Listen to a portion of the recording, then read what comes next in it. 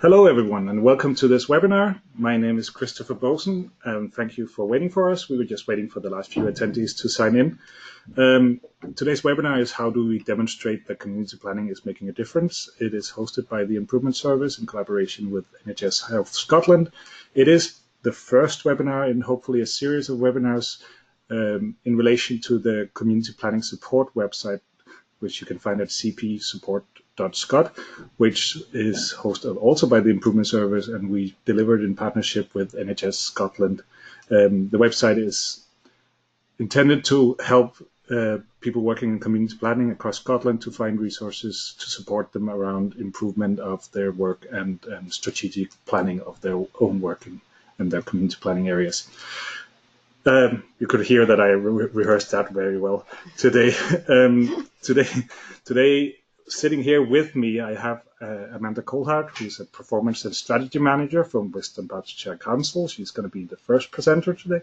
I also have Dr. Diane Stockton, who is head of evaluation and at NHS Health Scotland. She's going to do the second presentation. We have two more panelists sitting in the room. That's Emma Kennedy and Kelly Muir, who are our public service reform team at the NHS Health Scotland, part of it at least. They're not the whole team. We're going to start we have started a recording of the webinar. It's going to be shared on the Community Planning Network in Scotland K-Hub group after the presentations. It's going to be shared next Monday. And we will send out an email to you on next Monday following up on the webinar with links to resources and also links to this recording. So everything is going to be shared afterwards. The presentations today are going to be around 15 minutes. So Amanda's going to be about 15 minutes. Then we have a Q&A session of about 10 minutes. If you have any questions for Amanda, feel free to type them in during her presentation or in this Q&A session. I will then pass them on to Amanda or to Emma, Diane, and Kelly, who are sitting here with me. Afterwards, it is going to be Dr. Diane Stockton, who is going to do her part, also 15 minutes, and then we're going to finish with a Q&A session with questions for Diane and possibly Amanda, if you have more questions for Amanda in that relation. So I am going to hand over to Amanda right away, so please feel free to start. Thank you. So as Christopher said, my name is Amanda Coulthard. I manage the performance and strategy team for Western Berkshire Council. I'm sure there are some people who I have had contact with previously. For those of you who don't know me, I'll apologise at the beginning for how quickly I speak. Christopher's promised he'll wave at me furiously if I start to speak too quickly to slow me down. I've worked in Western Berkshire Council for just over 5 years now and have had a variety of job titles in that time, but I've always had responsibility for our community planning partnership and making sure that it works and delivers on the ambition of the legislation that sits behind it. Prior to coming to Western Berkshire Council, I worked in an NHS board and was the NHS rep for the community planning partnerships in the area then. So I have experience both as a partner and as a manager of the community planning partnership. Another element of my current role is looking after the corporate and strategic performance framework for the organisation. So I guess I come at performance from two angles on that, as a partner keen to use it for the partnership, and also as an agency lead looking at how we can evidence that we're making the contribution that we want to make as an agency. Did we have a technical problem with the presentation? Yeah. That is obviously me. So just making sure that I'm pretty certain it's user error, but we'll blame Christopher, that's fine. That was my fault, definitely my fault. So in terms of the content of my input today, a little bit of context for community planning, a bit about where we currently are and what we know about performance management in relation to community planning. Bear with me while I have a rant about the difference between management information, data and metrics and making sure that we use them in the right way. A bit of a think about what works and whether we're getting that right just now or not, and some questions about where we go next. So in terms of the context for community planning, for those of you who have been involved in community planning for a while, you'll know that we're 20 years into making this kind of partnership working. a success. We started with a pathfinder round about community planning and partnership working in 1998, which led to the creation of the legislation round about Local Government Act in 2003 and the first statutory context for community planning. Since 2003, we have had quite a few different attempts at framework round about community planning and making sure that we're describing at a national level what we hope will work and what the aspiration of community planning is. There's always been a lot of political support and political challenge around it, and I think it would be fair to say that of the 32 local areas in Scotland, there's probably 32 different approaches to how we do community planning in terms of who sits around the table and how the model works. So I guess in terms of that variation, there's a lot of opportunity there to learn from the different models. We have such different variety in terms of city and more rural partnerships and some that straddle both. So there's a lot of learning there in terms of who you really need round the table and what they can bring from their agency perspective.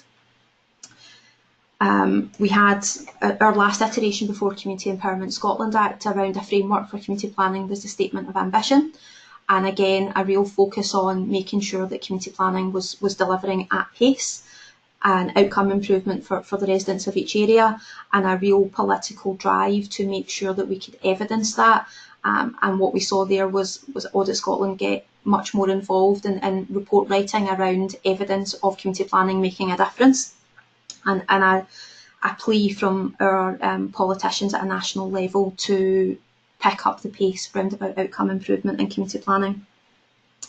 Community Empowerment Scotland Act 2015 set out a new framework for how partnerships work.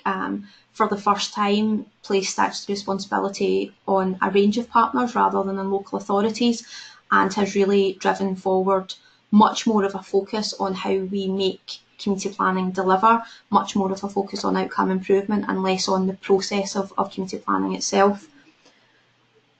The Act also required a move away from the old single outcome agreement to local outcome improvement plans, again with a focus on outcome improvement. So what were we doing that was making a difference, and not just on capturing the information about what agencies were doing separately. If you've read the Improvement Service Stocktake or the What Works Scotland report on community planning, you'll know that there's huge variation in those local outcome improvement plans. Some are very short strategic documents that describe the vision for the area. Others are very detailed planning documents that spell out to quite an operational level the things that the partnership is going to take forward. One of the key benefits from my perspective in the local outcome improvement plans is that they ask us to plan for a much longer period of time. Single outcome agreements tended to run over a 3-year period, and we can't really do what we want to do planning in a 3-year cycle. So having local outcome improvement plans that span a much longer time frame allows us to be more aspirational about the difference that we want to make in our area, but also describe the steps that we think we need to take to get us there. And I guess that final bullet point there, where were we starting from? The history that I've described, I just wanted to be clear that with Community Empowerment Act and the local outcome improvement plans, we weren't starting community planning again. We were building on everything that had gone before and all the learning that had gone before. And I think drawing on the experience of the wealth of partners that are involved in community planning, about the other partnerships that they're involved in, and how we can pull all of that together to really focus on outcome improvement. And we've also seen over the last few years much more of a focus on new policy development sitting within the world of community planning rather than being service or agency specific. So much more of a recognition of the benefit that having that partnership approach can bring. So in terms of what do we know, thinking about it from a performance perspective and how we use performance reporting to evidence that community planning is making a difference, it is all about using the evidence base that we have available to us. We used to have the menu of local outcome indicators. We've got the community planning outcome profiles. We've got the management information and data that comes from all of the partners that sit around the table. And we have some great national bodies who can help us look at evidence and information in a different way. West Bartonshire Council, working with What Works Scotland over the last couple of years, developed a local profile model which took nationally available information down to intermediate zone community council type boundary level to allow us to look at data in a different way and at a level that would be more meaningful to our residents, to make sure that we could involve them in looking at evidence and planning what comes next. I've mentioned the improvement service stocktake, which was the stocktake of the local outcome improvement plans. That document's really helpful for just laying out the consistency in the plans, but also the variation, and highlighting some areas where we might want to think about having a further look at how we improve our planning or how we learn from some of the other areas. And there's the What Works Scotland review of community planning, the first report, and further activity being carried out on that just now for a follow-up publication. That document's really helpful in describing what community planning professionals themselves are saying about what works in community planning and where the challenges are. Both really helpful documents, I think, as we, a year into local outcome improvement plans, think about what's next and where we're going to drive over the coming years. I don't know whether this is consistent across all community planning partnerships or not, but certainly for Community Planning West Dunbartonshire, we spent a fair amount of time using the evidence base and consultation and engagement to define some outcome statements for our local outcome improvement plan. We have 5 statements which focus on the headlines that we want to see for West Dunbartonshire. So we have flourishing, independent, nurtured, empowered and safe. Those are great statements. So a flourishing West Dunbartonshire is obviously something that everyone would sign up to and would be supportive of. I think the next step for us and possibly for some other partnerships is defining what success looks like for that. So where are we now and what difference do we expect to see in the period of our plan? So if we measure ourselves in 2017-18 when we wrote the local outcome improvement plan, and then 10 years from now, what would we be expecting the profile of the area to look like, and really describing that journey that we plan to take over the period of the plan. We have it defined in the document in a narrative, but I think we certainly have more work to do on describing the incremental targets that we would like to see monitored over the lifespan of the plan. In terms of management information, data and metrics, I think we have a wealth of information available to us as partnerships and as individual agencies. Information that's gathered by services, the feedback that we receive from our residents and our citizens on all services on a daily basis, the feedback of our own employees and individual agencies and the employees of our partner agencies, that gives us lots of data in order to think about what we want to plan for in the future and where we want to see progress be made. I think the challenge is that we have so much of it that we're not picking out the key information that would allow us to fully understand the profile of the area and where we think we need to go. So we have lots and lots of information systems and agencies. We have good information sharing protocols in some places and not so strong ISP and others. So we're not necessarily accessing the right data from all of the partners, but we are accessing lots of data. I think the other challenge around about how we use performance reporting to evidence that we're making a difference is working out what it is we need to know. So from all of the data and information that we have, what are the key performance indicators or data points that we want to focus on, and are we actually capturing the information in the way that allows us to report on that, or are we capturing something that's good enough to fit the definition of the metrics that we're after? I think certainly from our perspective, and I know it's something that we've discussed previously as community planning managers across Scotland, is having a better understanding of what data we have access to, so what's out there across the partnership, recognising it's not about the data that each agency has and how they use that individually, but about how we bring together the data and information that all agencies hold to create that full and robust partnership profile. And I guess the flip side of that, from my perspective, is where are our gaps? So once we've worked out what success looks like and we've really defined it and we understand what it is we need to know and what data we currently have access to, are there any gaps in information? Are there any gaps that we need to be thinking about planning for? And it might be something that we have to start capturing from now and a recognition it'll be a while before we fully understand the profile around about that gap. But gaps in data and gaps in understanding, I think, has to be a focus for us as we move forward in delivering the local outcome improvement plans over time. In terms of where we go next, so thinking about how we really strengthen the use of performance for evidencing the difference that we're making, there's a need for much more of a focus on evidence. We still have a lot of indicators used across all of the community planning partnerships that measure processes and tell us that we are managing to churn a lot of process. They don't necessarily tell us that we're making a difference or that we're focusing on the right things.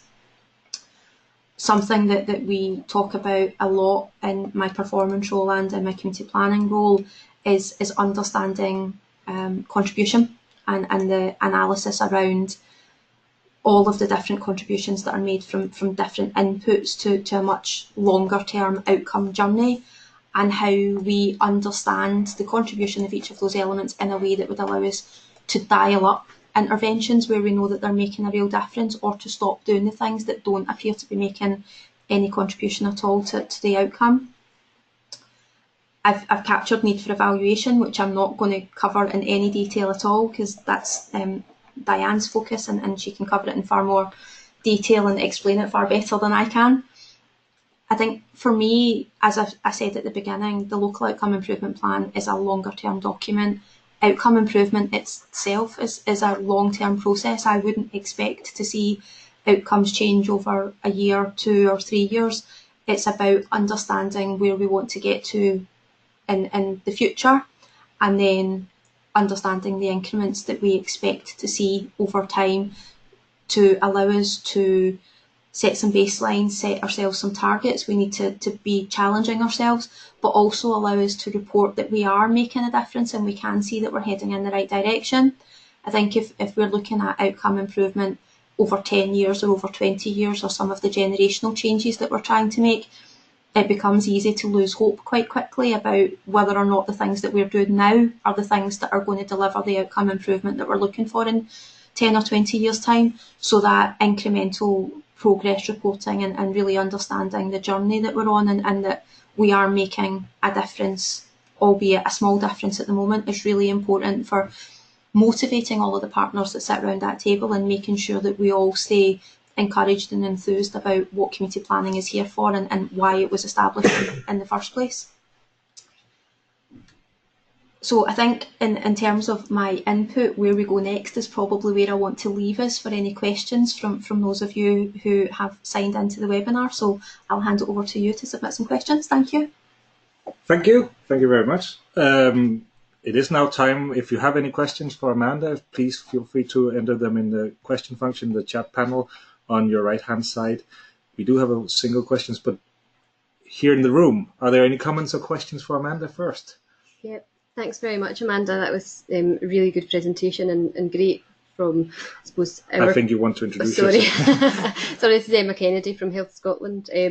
Yeah, really good overview of, I suppose, the current situation and thinking about the, like you say, the differences and the variation nationally. Absolutely. I'm interested, I'm hoping that people will come and ask some questions about next steps and what happens next and what needs to happen next in community planning, but I just wanted to pick up a few things from your presentation. You talked about the usefulness of the work that you've done with What Works Scotland around the profiles and how that was a really good way of making data and information accessible for people. Absolutely. For other areas that maybe wouldn't have that same support that you had from What Works Scotland, is that something that you feel people would be able to replicate? I think it is something that can be replicated. We had some great support from Glasgow Centre for Population Health and Information Services Division on how to disaggregate data from the Scottish indices of multiple deprivation and then build it back to a geography that made sense for us. I think now that we have that learning, we could replicate it at any point that we wanted to as an area, and we would be happy to share that.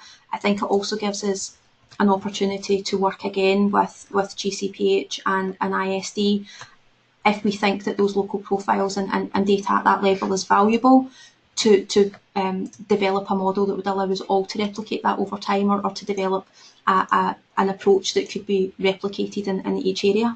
Mm-hmm. Great, thank you. And the other thing I was just keen to ask and pick up was about how you manage data and use it effectively across the partnerships and the partners. I think you mentioned that a little bit about your experience of that, but I'm just thinking, are there any kind of practical solutions that you've come across that have really helped to make that data sharing easier? I think it's very practical, although it's not a practical solution that can be implemented in terms of processes. The real value in information sharing comes once you build relationships with the partners. So once you know the people in each of the partner agencies who hold the information or who have access to the information, and you've built that relationship, you all understand what the data are used for, and have a shared understanding of the outcomes that we're aiming for. You really see a difference then in terms of access and willingness to share and willingness to sit down and look at data together. So as trite as it sounds, it's all about the relationships, and that's the real benefit of community planning. As you build that relationship around the table, everybody has shared ownership, and it makes a massive difference to how the partnership works. Thank you. We have questions coming in here now, so I better interrupt before we spend all the Q&A time from here. And actually, there's also first a comment, and then we'll go to the question. The comment is more, it's not really a question, it's more total agreement that we need to find that balance between the longer term changes and outcomes we're trying to achieve and the more incremental changes and inputs. And any suggestions on how we continue to inform the various audiences we have that any suggestions on how we continue to inform the various audiences we have that we're staying on the course. So it was actually a question at the end. Yeah, I think I didn't cover it in the presentation, but we have multiple audiences when we're talking about how we evidence that community planning is really making a difference and doing what it was intended to do. For me, it's about what's the core message. So if we are defining what success looks like, it's sticking to that core, and then different presentational styles for different audiences. So in terms of reporting nationally and reporting to the politicians and the different bodies involved, much more detail there, and much more of a focus on evidence and how we can prove that we're heading in the right direction. For our residents, for our citizens, I think it's more about the visual, it's more about the stories and the case studies, and really being able to describe to people in a way that makes sense to living in a community day to day, the difference that this makes. In an ideal world, we would get to a position where our residents don't actually know who delivers what service, they just know that public bodies deliver a good service, and that when they need something to happen, it happens regardless of who they tell. That's not where we are now, but that's where we want to go. In relation to that, the question was, what do you think the importance of community perception is versus evidence of delivery of professionals' data? I think there's massive variation there, and when we developed the profiles with what works, we took each of those local profiles, so we developed them at community council level, and we went out to our community councils, invited other citizens and groups from those areas who were interested to come along, and presented the profiles and asked people if they recognised what they were reading in terms of data. And almost entirely our residents told us that that's not how they felt about the area that they lived in. It wasn't what they saw, it wasn't their lived experience, and they were really frustrated that data was presenting a really bleak picture in most cases of the area that they lived in, as opposed to how they would have described it if they had been asked to write a profile. Great, thank you very much. It's obviously the questions are coming in no particular order. So we have a question: how have elected members received the recognition that the improvement will only be seen very long term, and how have citizens received this? Okay, elected members first, and I'll be very careful about how I word my answer.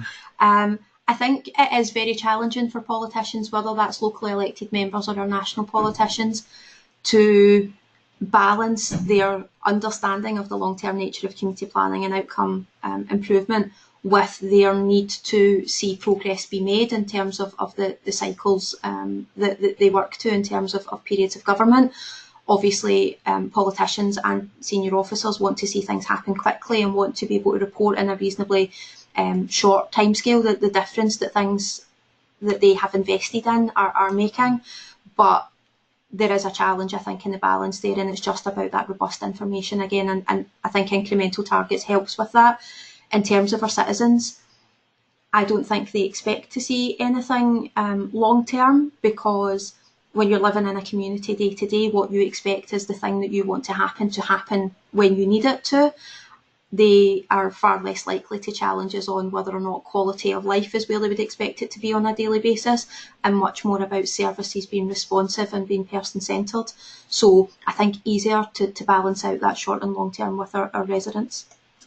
Thank you. There's a couple of questions that are related, so I'm going to try and combine them, and apologies to the attendees who have written them if I don't do it correctly. But so how much change to local outcome improvement plans is anticipated over the 10-year period they cover, for instance, new one-year targets being added in? And then is there a requirement to review the local outcome improvement plans on a regular basis? And if so, how frequently?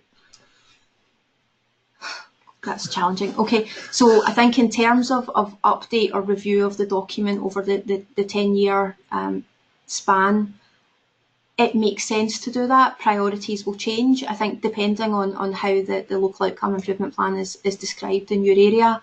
Like I described the 5 headlines of the Western Bartonshire plan.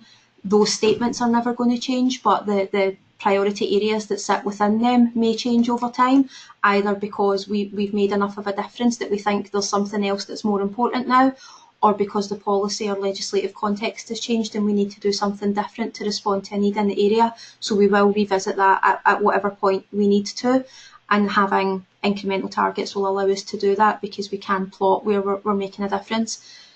There is a requirement for us to keep local outcome improvement plans under review. They would only require to be refreshed and the content refreshed if there was a significant change. I think it's enough that it's described that we will continually review and make sure that they are still fit for purpose, and the time scale for that will be specific and appropriate for each of the partnerships. Thank you. I can see that we have to keep it a bit short, so I'm going to ask one last question of the ones that has come in. We might bring them up in the later Q&A. Otherwise, I'm just going to promise on behalf of Amanda, Diane, Kelly, and Emma that we're going to put the questions. I'm going to share the questions with the panelists here, and they are going to answer them in writing as well, and we're going to share that in the Knowledge Hub. So when we share the webinar there, you can also see the questions in writing there. Mm-hmm. Last questions right now. What about data gaps? How will Western Bartonshire get data that currently doesn't exist? So, yeah, good question, and if you have a suggestion for that, I would be happy to hear it.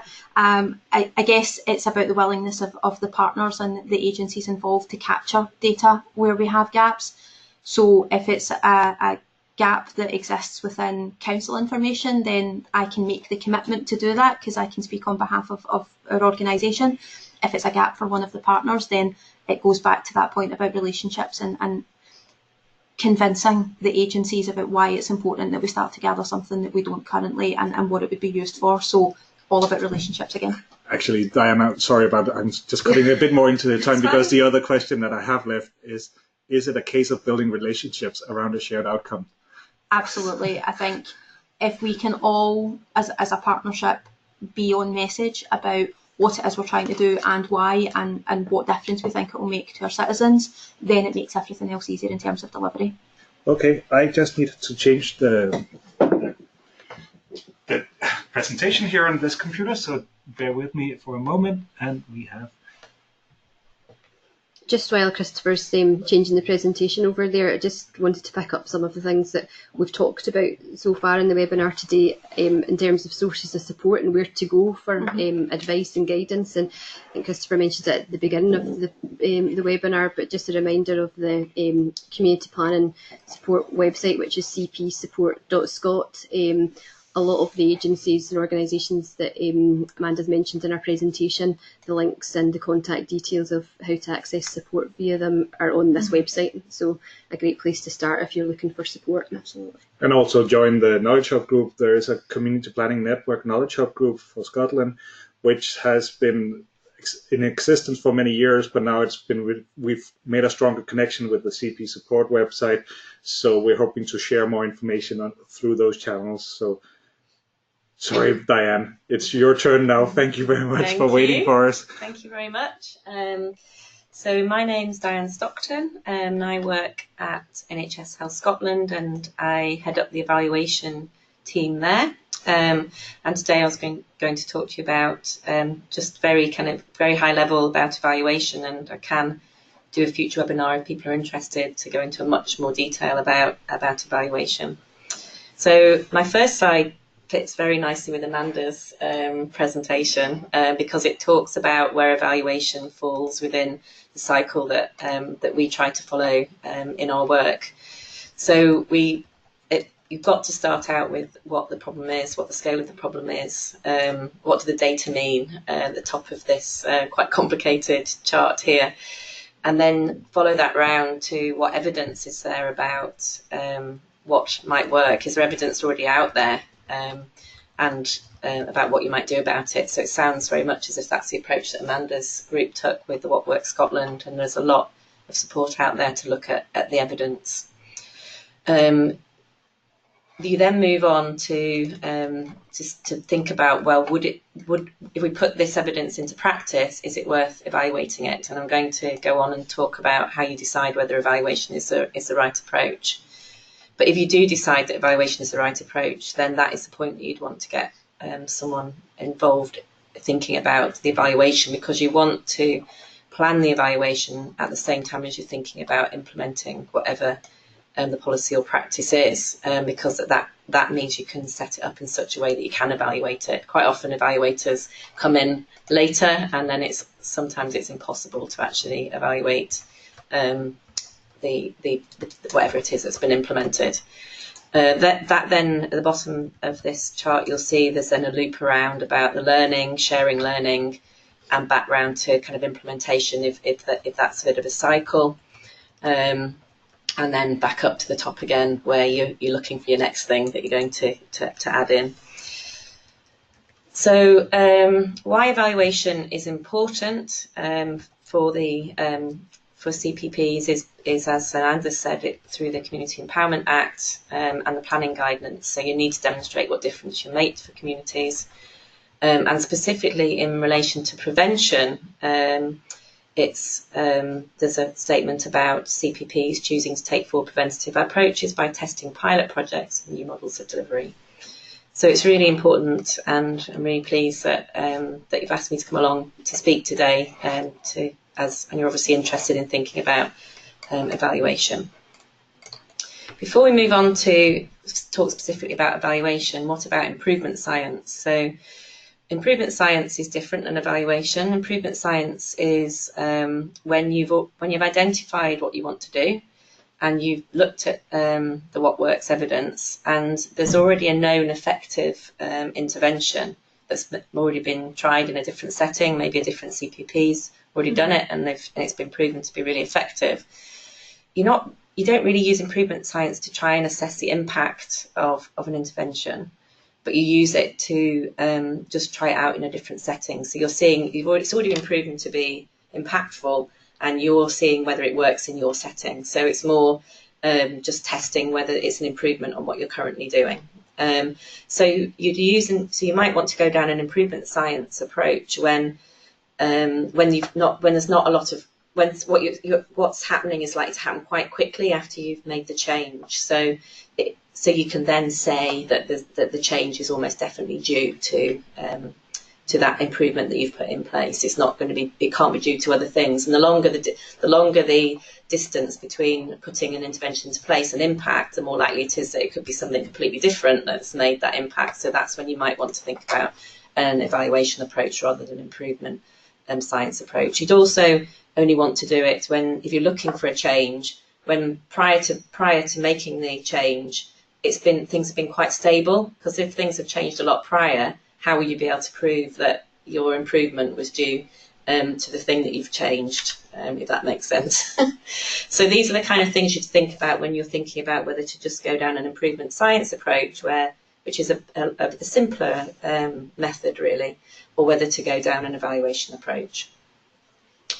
So you'd use evaluation when you want to actually see how effective something really is. So whether when you really want to see whether it has an impact on the outcomes that you're trying to achieve, and when you really need to understand the relationship between the thing you put into place, the interventional policy, and the outcome. So you need to, there are other factors that might impact on that outcome, but you really need to try and tease out whether it was the intervention that was having that impact, because if it's not, then, as Amanda was saying, you might want to, leave that intervention behind and move on to something else. The other time to use evaluation is when you think, so say as a CPP group, you're thinking about trying different things out in different areas, and you really want to think about scale up across all areas if something really is effective. So you'd need to understand how likely it is to be effective in other settings, not just in your own setting. Because for evaluation, you really need to have a control group or another way to adjust for the other things that are going on that might be impacting on what you've put into place. So you really need to be able to tease out which bit. It's the contribution side of it that Amanda was talking about in her presentation. You really need to be able to try and tease out the contribution of that particular interventional policy. Why evaluate? So obviously to measure success and demonstrate impact. It helps you improve your programme design and implementation. So quite often an evaluation might have a phase in it where you're looking at how things are rolling out and making improvements to it as you go along. So it's got a bit of a kind of improvement phase to it. You might want to look at the value for money aspect of what you're putting out there, accountability, share learning, or there might be ethical obligations. So there are various kind of drivers for evaluating. So what do we mean by evaluation? So this is a kind of formal definition of evaluation, and it's a very structured assessment. So when you're doing an evaluation, you need to set things up in a certain way and go through processes to make sure that the findings you get at the end really are understanding the thing that you were trying to evaluate at the beginning. And we do that through going through a process as we go through the evaluation. So first of all, it's defining the problem. The best evaluations are one where there's a really clearly defined problem and a solution that's fairly clearly defined. So within all the work that's going on with CPPs, evaluation will work best is when you've got specific interventions or policies that we can really understand what the problem was and what the solution is. We then move on to look at what the evaluation is trying to achieve. So what are the outcomes that we expect the intervention to impact on? So we really look at short, medium, and long-term outcomes. What do you really expect this piece of work to do? Quite often you start off with quite unrealistic expectations of what an intervention might achieve. But if you work through a structured process with your partners and yourselves, then you can come to a more realistic idea of what you expect to achieve. And a really important part of that, part of the evaluation design, is thinking about what are the external factors that might impact on those same outcomes. So it might not be your intervention that had the impact, and what unintended consequences might there be of your intervention. They could be positive unintended consequences, they could be negative, and it makes you actually think about what the unintended consequences might be, because you need to also evaluate those. So one good example of that might be, at the moment we're looking at low emission zones for certain areas where there's very high pollution. But if they are made low emission, what happens to the old buses that were going through those zones? Are they just being put into another area, and there's an unintended consequence that they then become high? So it's thinking about the unintended consequences. We then move on to the evaluation design, which I'm only going to really briefly touch on today, but that would be where the evaluators would really come in handy, and identifying how you collect the information, the indicators and the data, whether there's data available already, whether you need whether you'd need to collect that separately, because that all has implications on whether you go down the route of an evaluation. And then the final stages are obviously interpretation and publishing it. And the publishing it is really important. I don't mean publishing it formally, and I mean making sure that you're sharing the learning, positive and negative, because that's the whole point of doing an evaluation, really. This is a very simple, what we call a logic model or a theory of change, and it's the first stage for us when we do an evaluation. And it's that bit that I said, it's where you clarify your aims, outcomes, and then the activities that would achieve those outcomes. You always start at the right-hand side and you say, what are the outcomes that we're really trying to achieve? In this case, it's feeling better. What are the medium and short-term activities and outcomes? Taking the pills and getting the pills. So that's like a really simple demonstration, but that's how we approach it, because then that really makes you focus in on what the key outcomes are, what the activities might be, and that might best achieve it, and how you might get there.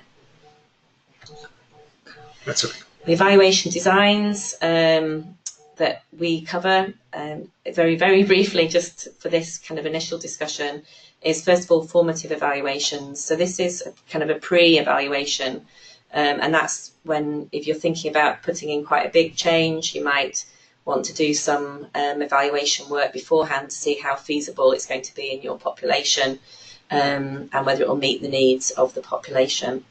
We then have a process, what we call process evaluation. Most of our evaluation work will include a process evaluation, because the process evaluation looks at whether what you intended to put into place is actually being delivered as intended. And if you don't know that, you don't know whether if you don't achieve your outcomes, you don't know whether that's because you actually hadn't been rolled out as you'd intended it to be, or whether it's because it actually that program doesn't work. So that's a really important component. You've then got your outcome evaluation, which is where you're actually trying to assess whether it is achieving the short, medium and long term outcomes, and your impact over the longer term. So those are your evaluation designs. There are lots of kind of online guides to support people thinking about doing evaluation. These are some of the websites that have got guides and have got kind of resources for that. And also, as has already been mentioned a few times, we do offer support as well, my evaluation team, and our details can be accessed through the hub, the community planning hub. So that is a quick run through the evaluation. Thank you very much. We just went by. Do you want to pull up those links again at the end? Yeah. So just run the top webinar presentation one.